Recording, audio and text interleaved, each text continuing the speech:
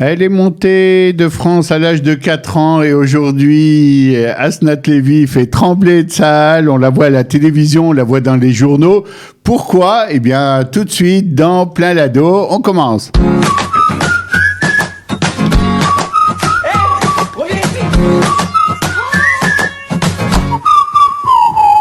Asnat Lévy, bonjour. Bonjour. Ça va ? Ça va bien, toi ? Oui, super. Alors, Asnat, comme on l'a dit, est montée à l'âge de 4 ans et avec plein d'ambitions, dont celle qui s'est affirmée de plus en plus avec le temps, de vouloir servir dans Tsahal, de vouloir faire l'armée, non pas du Chirut Leumi ou quoi que ce soit, et avec une grande volonté d'aider, c'est ça ? C'est ça, exactement. C'est ça, exactement. Et puis, elle va nous raconter un petit peu tout ça. Elle va rentrer à l'armée. Tout va bien se passer, a priori, jusqu'au moment où l'armée va lui faire un petit croche-pied dont on va parler. Ça va être le thème un peu de notre émission.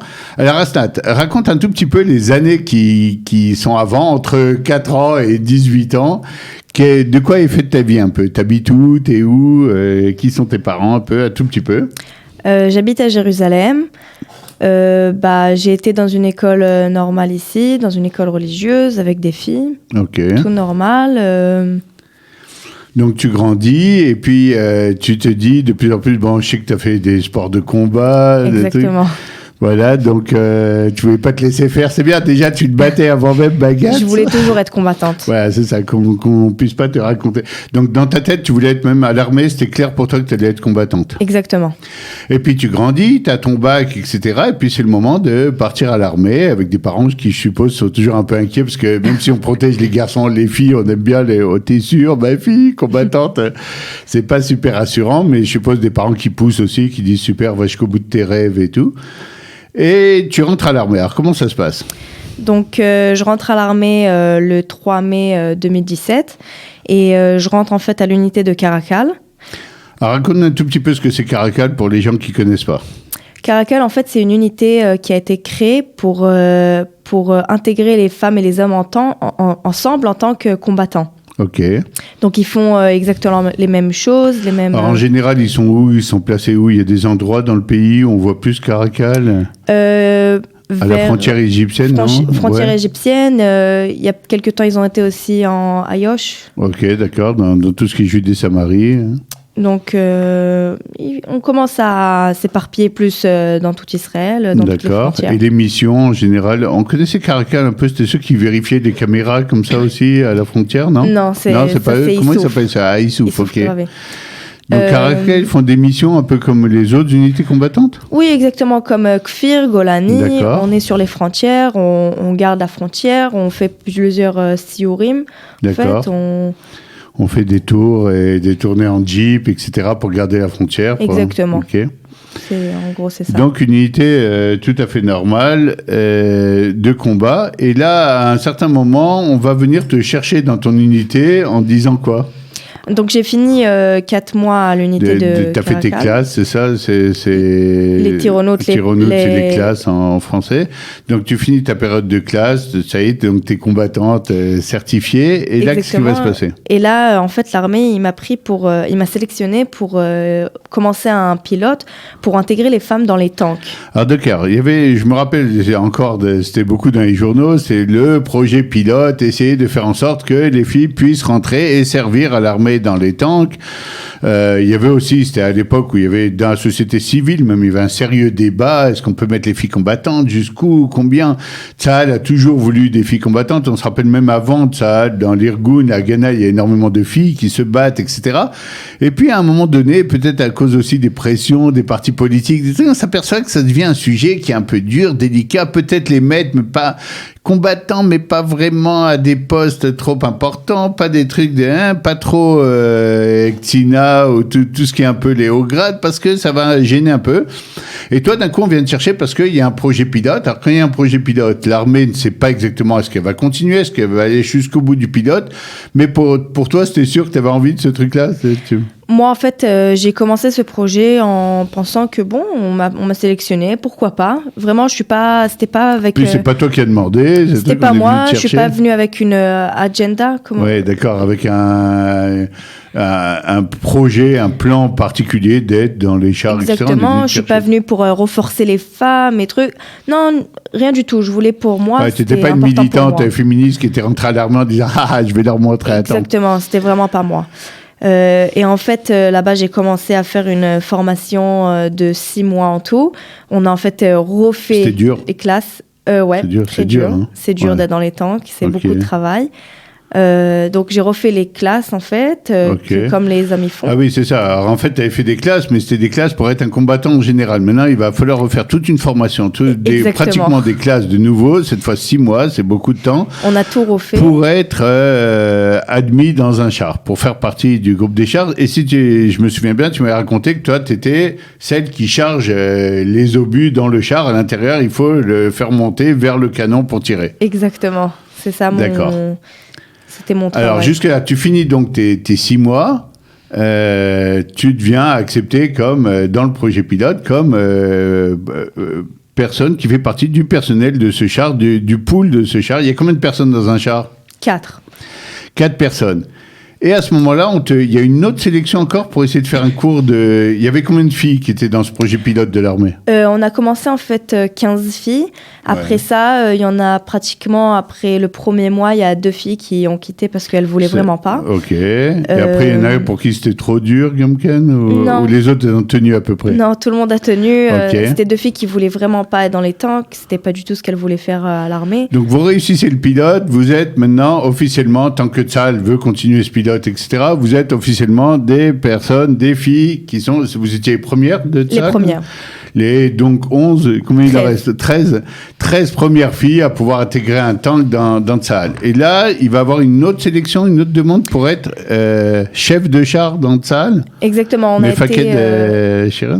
Exactement, on a été dans plusieurs mois sur la frontière d'Égypte et après 2 mois, ils ont décidé qu'il y a une nouvelle sélection pour être commandant de tank. On continue le pilote et cette fois on cherche des commandants. Combien de filles vont vouloir faire ça ? On a été sélectionnés 4, pratiquement toutes les filles voulaient. Toutes les filles voulaient, mais ils ont tiré 4 candidates. Et toutes les 4 ont réussi à faire ça. Qu'est-ce que c'est la formation de commandant ? Combien de temps c'est ? C'est 4 mois. Ah ouais, alors formation, tu as fait tes classes. Ensuite, tu as fait des classes pour les chars, etc., pour être dans le pool des chars. Et ensuite, encore 4 mois, tu as fait en fait énormément de formation. Un an de formation, ouais. Pour être cette fois Mefakide de char. Et qui c'est qui a réussi des 4 ? On a toutes réussi. Toutes. Vraiment, on a là, travaillé. C'était dur, là aussi. Encore plus. C'était dur. On voulait prouver beaucoup de fois dans les autres Tzvatim, ils laissent leurs Mefakdim aussi de leur aider. Mais nous, on voulait vraiment pas. On voulait prouver que c'était seulement nous qui ont réussi, qu'on peut avoir un tank que de filles.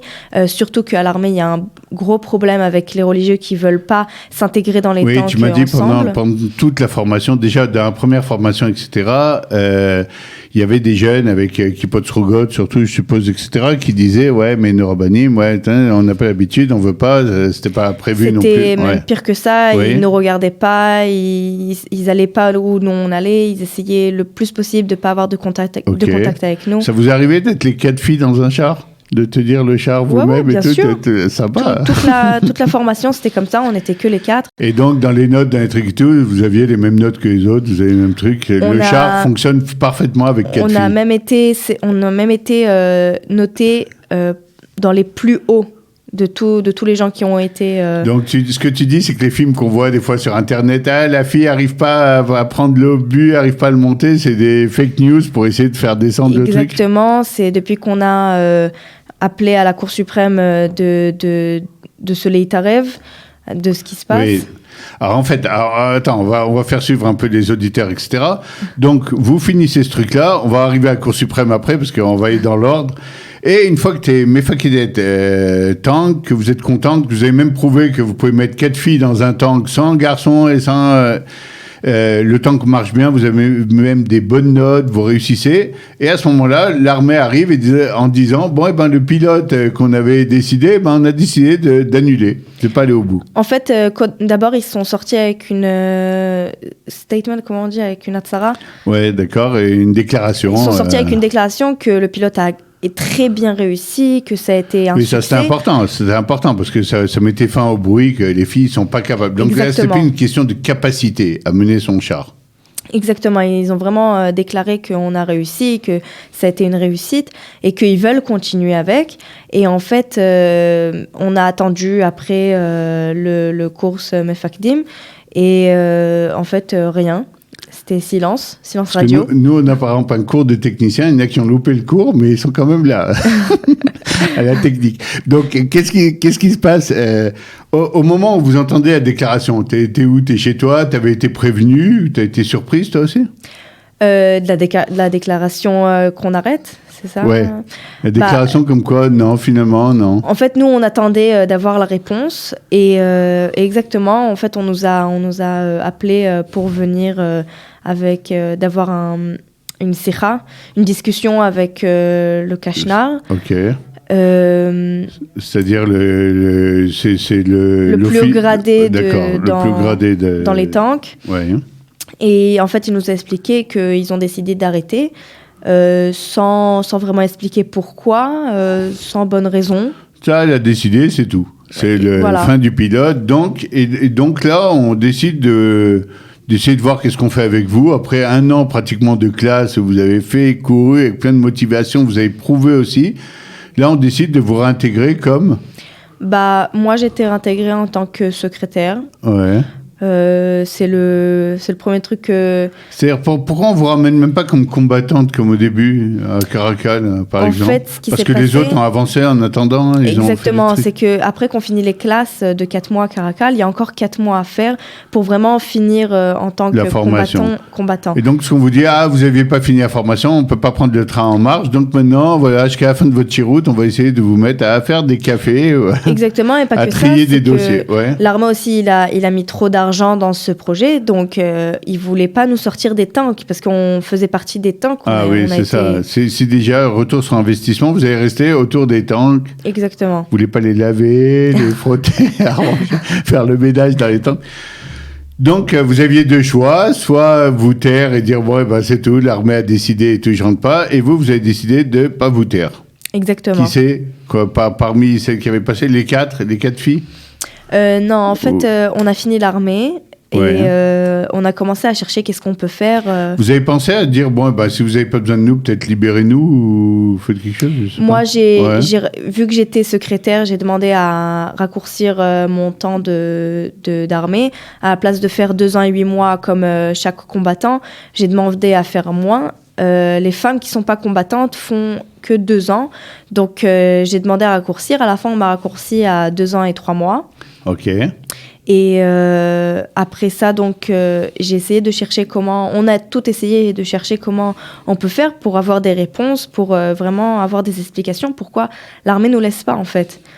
Et à aucun moment, tu as senti que l'armée s'intéressait même, c'est tout. On avait arrêté le pilote et c'est tout. Maintenant, faites ce qu'on vous dit, c'est tout. Ouais, l'armée, il n'y a plus personne qui voulait nous parler, il n'y a plus personne qui s'intéressait, rien du tout. Alors, on n'a pas l'habitude d'avoir des holotes Radachot, même si tu n'es plus tellement Radasha, vu que tu es monté à 4 ans, mais à la pointe de ce genre de combat. Et vous avez décidé avec vos amis d'aller jusqu'à la Cour suprême et de monter très très haut et d'aller faire entendre la voix un peu, non seulement des gens qui, un peu comme vous, sont victimes de la fin d'un pilote, ne peuvent même pas être intégrés à Caracal, au moins comme combattantes minaminianes normales, etc., et coincés un peu entre des chaises. Et puis, vous vous êtes rendu compte aussi que, vu que vous arriviez à faire fonctionner un char et que vous aviez fait vos preuves et que vous aviez eu des bonnes notes, il y avait aussi quelque chose de profondément injuste qui était presque de la ségrégation, quoi. Il y avait quelque chose contre les filles, presque. C'est exactement contre les filles, parce qu'à la fin, si on a tout réussi à faire, on a eu des bonnes notes, presque même des notes meilleures que les hommes,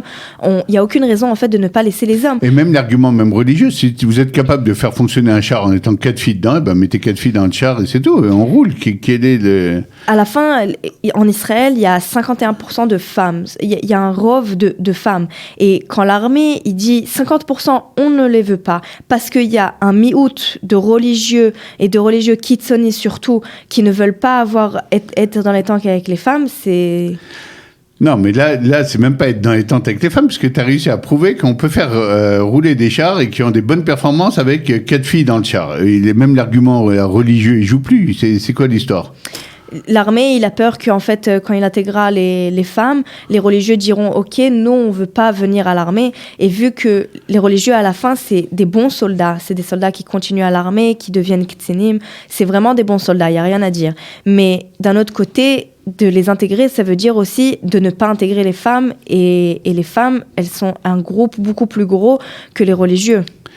Alors regarde, quand on fait un bagatz en général, c'est long, ça coûte de l'argent, comment on se prépare à ça et on vient avec quels arguments ? À quoi t'aimerais arriver ? Vous allez essayer de faire avancer quelle idée ?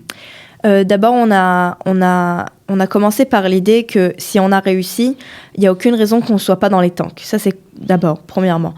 Deuxièmement, ne pas nous laisser être dans les tanks, c'est comme si qu'on dirait, ok, les yeux bleus, ils seront dans les tanks, tous ceux avec les yeux marrons, on ne peut pas vous faire intégrer, vous n'êtes pas assez bien. Ou tous les gens qui sont on se rappelle qu'à une époque, il y avait des notes comme ça, il y avait des discussions sur Chel HaAvir, il n'y a que des gens des kibbutzim, il n'y a que des ashkenazim, etc. Ça ressemble un peu, c'est-à-dire ça pourrait être basé sur... C'est exactement ça. Toi, tu dis, il faut être basé sur la performance, pas sur je suis une fille ou je ne suis pas une fille, j'ai les yeux bleus ou j'ai les yeux verts, je suis copain du Mefaked ou je ne suis pas copain, etc.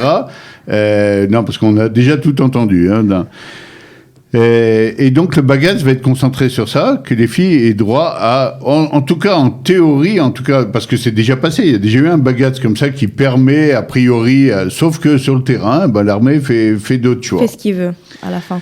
Fait ce qu'elle veut.